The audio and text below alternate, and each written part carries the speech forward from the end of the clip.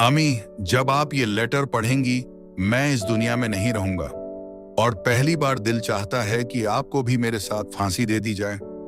Jail की अंधेरी कोठरी में रात बहुत भारी थी। दीवारों पर नमी थी, छत से लटकता बल्ब हल्की जर्द रोशनी दे रहा था।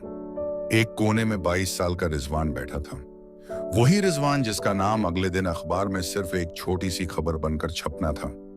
मुजरिम को तख्तेदार पर लटका दिया गया।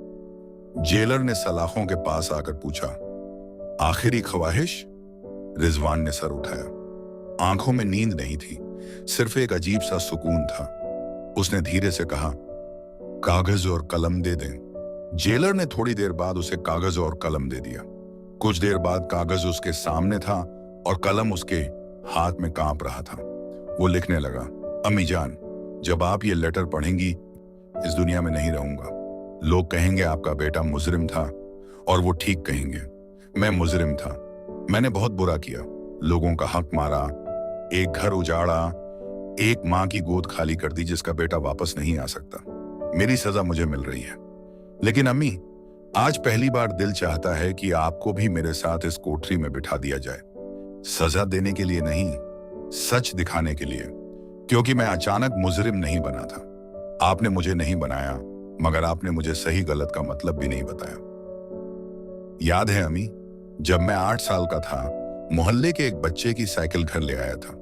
आपने पूछा भी नहीं कि कहां से आई। मैंने कहा दोस्त ने दी है। अच्छा, अंदर रख दो, बाहर रखोगे तो कोई ले जाएगा। अगला दिन वो बच्चा अपनी साइकिल ढूंढता हुआ हमारे दरवाजे तक आया।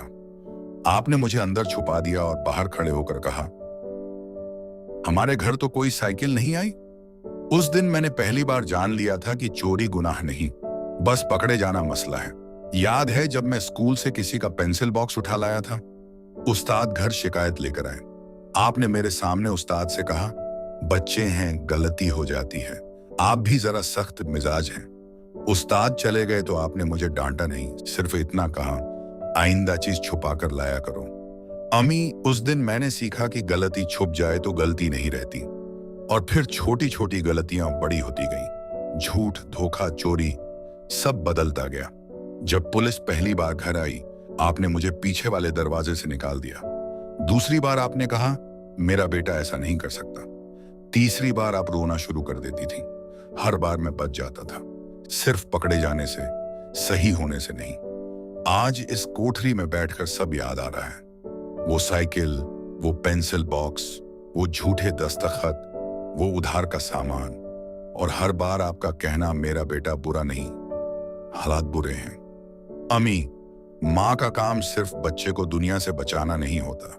माँ का काम उसे उसके अंदर के गलत आदमी से भी बचाना होता है। आप मुझे मार देती तो शायद मैं संभल जाता। आपने एक बार भी नहीं कहा, रिजवान ये हराम है। मैं आपसे नफरत नहीं करता। मैं जानता हूं आप मुझसे बहुत प्यार करती थी, लेकिन आपका प्यार उसूलों के बगैर था, और उसूलों के बगैर प्यार बच्चे को बर्बाद कर देता है। अगर इस दुनिया में इंसाफ बहुत बारीक होता तो मेरी कोठरी के बाहर एक तख्ती और लगती। यहाँ एक माँ की अंधी मोहब्बत भी कैद है।